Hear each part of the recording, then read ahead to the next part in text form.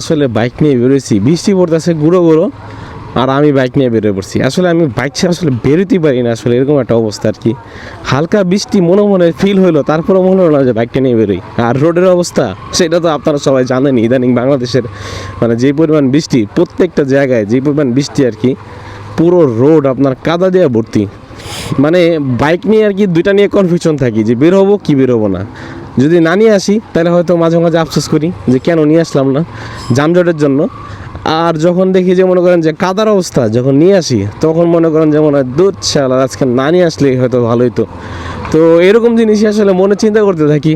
তো আপনারা যদি এরকম কিছু চিন্তা করেন আমার মতো, এরকম আপনাদের ভিতরে চিন্তা থাকে, তাহলে সেটা কমেন্টে জানান। কারণ আমি বাইক বের করার সময় ইদানিং আমি প্রচুর পরিমাণ ভাবি আর কি, বের করবো কি করবো না, বের করবো কি করবো না। দেখেন আমার হেলমেটটা যদি আপনাদের দেখাতে পারতেন তাহলে হয়তো বুঝতে পারতেন, সামনের ভাইজরটা ভিজে গেছে পুরো গুঁড়ো গুঁড়ো বৃষ্টিতে আর কি আপনার। তারপরে এই যে আরেক বান্দা বেরিয়েছে দেখছেন, আচ্ছা উনি হয়তো কাজে বেরিয়েছে, গেলান টেলান হয়তো দুধের ব্যবসা করে, এরকম হইতে পারে আর কি। বাট রাস্তায় কোনো বাইকই নাই, কারণ বৃষ্টি বৃষ্টি মানে বৃষ্টি পড়তেছে অলরেডি ঘোরা ঘোরা। আর আমার নেশা বাইক, আসলে একটা নেশা, আসলে এটা মানে ছাড়া যায় না আসলে।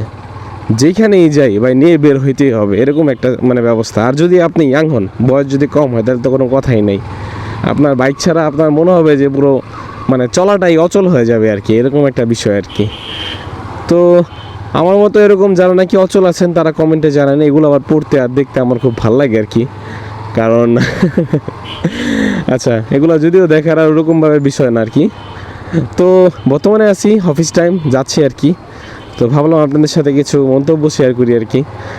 সবসময় তো আপনাদের ইনফরমেশন রিলেটেড ভিডিও করার চেষ্টা করি, বাট কিছু সময় অবসর থাকি। আমার মনে হয় যে আপনারাও এখন যেহেতু বৃষ্টির টাইম, বাসায় বসে আছেন, আপনারাও অবসর টাইমটা কাটাচ্ছেন আর কি।